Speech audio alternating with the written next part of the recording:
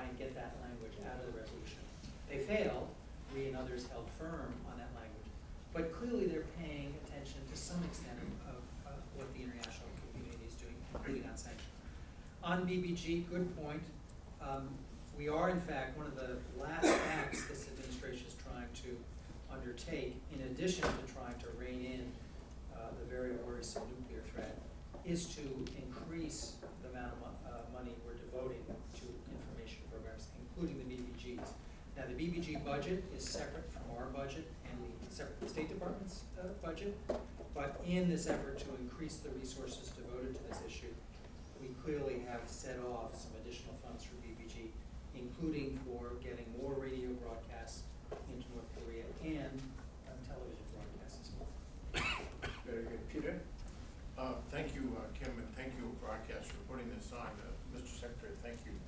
As a individual who spent 2 years living in South Korea, and I remember vividly the day that Mrs. Park's mother was murdered by the North Koreans at a church service in downtown Seoul. My fondest hope is that this North Korean regime disappears and that people be liberated. But I'm very much interested in really practical things. And the question is, of all the companies that supply North Korea with its luxury goods, and military goods, how many of those companies still do business directly or indirectly with the United States?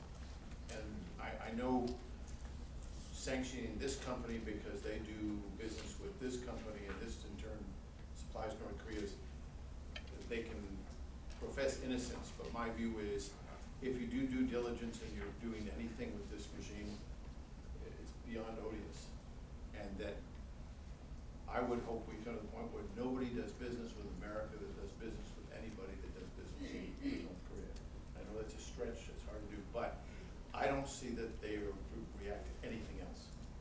I mean, I was surprised that they were worried about being personally held responsible for the murders in the camps and the disappearances and so forth, because who else? These people don't do anything on their own, as you know. Could you address the question of what particularly can the NGOs, the analysts in this business, those of us who are private citizens as well as members of the House and Senate, what can we really do? I mean, this regime has been around for 70 years. I'd be very interested in devoting as much, I mean, I devoted a lot of time to Korea, but what could we do to help you? What can we do to help not only the U.S. government, but I've got European countries that have embassies in North Korea and negotiate with them, trade under the table and say, well, we're trying to have an outlet so we can talk, and I don't think that works. So with that preface, sir, if you could help us. Very good point. And with our effort to kind of ramp up our sanctions, both on the nuclear issue as well as the human rights issue, we are looking more and more at this. In the executive order the President issued last March, as well as in the UN Security Council resolution, it provides authority. It calls on us to sanction companies that are exploiting North Korean laborers overseas, because that is another source of hard currency for the regime. So we're beginning the effort to identify those companies and sanction them.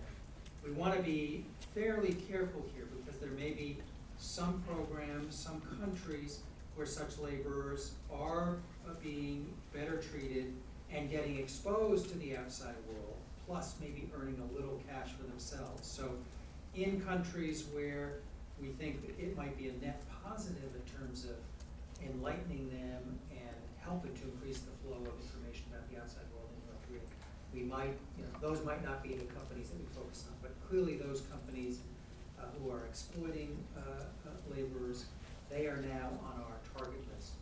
We have had discussions about luxury good manufacturers and the extent to which they may be contracting with companies in China, in Russia, that are using forced labor by North Koreans. We haven't definitively identified kind of the supply chains, if you will, enough so that we can call them out publicly.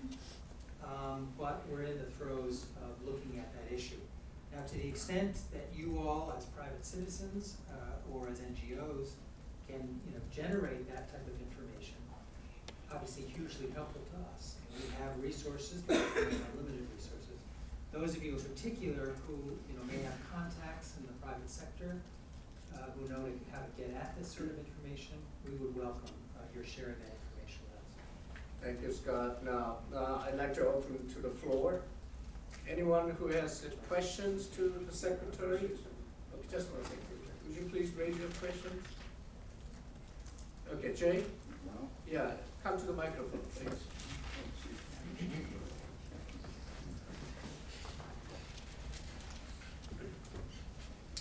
Jay Wu is my name, One Korea Foundation. I thought I had more time to prepare the questions, but I'll just say a few. One is the human rights. When we list the rights that are violated, we think about freedom of expression, religion, and so on. And the freedom of accessing information is regarded as some sort of a means to achieve the other human rights that are more basic. But I think this freedom to access information itself is a human rights. I wonder if there is some way we can expand and make it more appropriate for North Korean situation. That's what really North Korean system of human rights atrocities is particularly different. It's not just a matter of degrees. You mentioned about how they rank lowest in all scales of human rights atrocities. But it's not just the differences in degrees, it's the differences in kind. It's a different category altogether.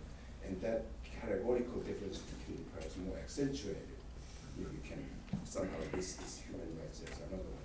And the other thing that another complicit culprit of human rights violation in North Korea is Red China. That is especially in regard to about 80% of North Korean defectors are women. Of 60 to 70% of these women defectors have been subject to human trafficking. They bought and sold like they were livestock. And these people suffer from a few very specific cases of violation. One is if they have a child born out of their marriage to a Chinese farmer, the child is registered as a Chinese national, but mother cannot be. And mother is constantly on this right for forced repatriation back to North Korea. So they have, and once they are separated, and for example, that forces many mothers to defect to South Korea without their children. As a result, some of these women are getting together and they organize themselves into a group called Tongil Moms. Tongil means unification moms. It's a recent phenomenon. And three representatives who are founders and makers of this organization are now in Washington right now. They arrived only 2-3 days ago. If you have any, So what's your question? need to get together. So the PRC, is there any way to somehow put Red China, PRC into shame for becoming part of this? Chinese is always mentioned as a resource we can use to minimize nuclear threat, but Chinese have never been really charged for human rights complicity. So I wonder, there are some more questions actually. Sure. Thank We'll you. do that anyway. Yeah, several really good questions and points there.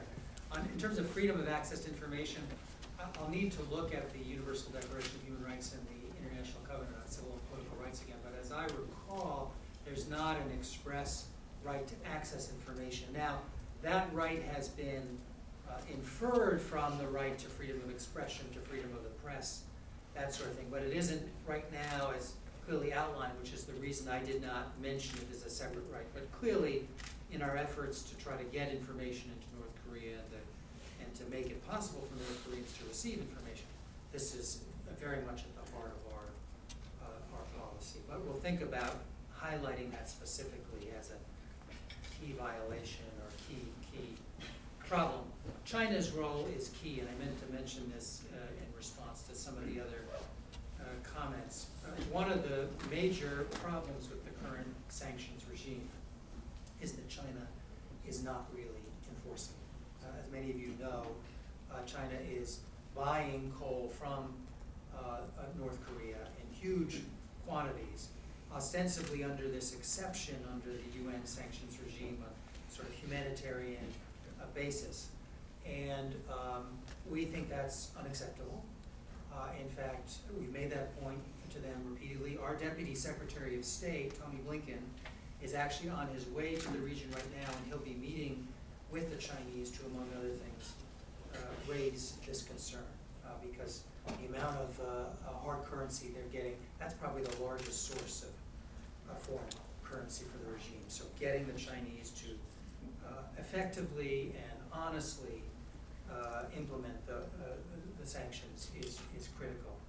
Now, in terms of China's role in facilitating, condoning the human rights abuses, also critical. The Commission of Inquiry report actually did identify the repatriation of North Koreans from China as a key problem and called the Chinese out for doing that.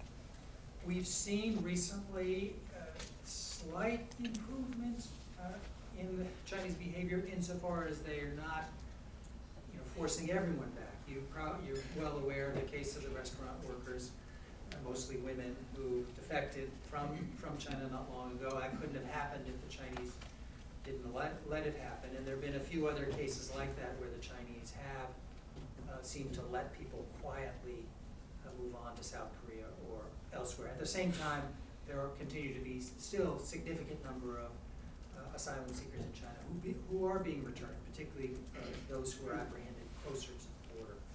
I couldn't agree with you more on calling them out on this. We do include it in our annual human rights report on China.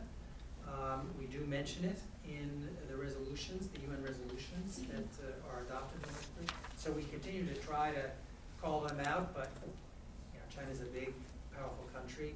There are also lots of other significant human rights abuses in China right now. As you probably know, the regime is really cracking down on civil society. So this is one of many abuses. But I couldn't agree with you more that the role of China is critical, and all of us should be doing what we can to call them out in repatriations where they engage in that. Thank you, Peter and Grace. One each. Questions? Peter Humphrey, I'm an Intel analyst, broadcaster, and former FSO. Just wanted to address a couple of points that you guys made, because there are some errors here. Putting a lot of energy into ICRC inspection is just going to result in a Potemkin situation, so I don't think that's going to go anywhere. Control of luxury goods. I don't know, as an Intel guy, I don't know that I always want to cut off the flow of luxury goods, because they can be accompanied by interesting things. I also note, a speaker at Korea Economic Institute noted that a lot of luxury goods are going in through Russia. She was Russian. And that you can buy luxury goods in Dubai with no control whatsoever. So I don't know how much control you guys are going to get out of that. The only good news on the human rights front in the camps, they seem to be down on the inclusion of family members, whether that's in response to international controls and complaints, or whether just logistically handling a bunch of kids. It's hard to say. The question, isn't it time that we ramped up unleash the covert operators? I mean, it's just crazy what's going on, what could be done. You could, rather than sending up a couple balloons every 6 months, how about 50 balloons every single day? How about ships at sea that are broadcasting? How about stratospheric internet broadcasting for those who have internet access? There's so much that could be done. I've got a list of 20 that I made up, and I know a committee of guys like me could come up with hundreds of suggestions, and none of it's being done. When are we going to unleash the covert operators? Thank you, Peter. Grace, quickly. Hi, my name is Grace Kahn. I'm the executive director of NKN USA, which was created by North Korean defectors, including Grace Joe, who was a guest of Ambassador Power at the UN Security Council. Now, Mr. Busby, I'm heartened to hear about these additional strong steps state has taken this year. My question is, why don't we go further?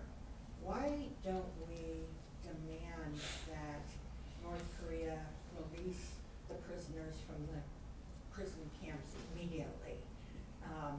We are always concerned about having a ceasefire in Syria, for example. But the crimes against humanity in North Korea are killing and torturing people every day. So there's a lack of urgency, I feel, in attention to this one issue. And so in line with this idea of doing more, I wonder about a lot more political effort in the UN General Assembly, because after all, it's political will that is the foundation for the success of worldwide sanctions. And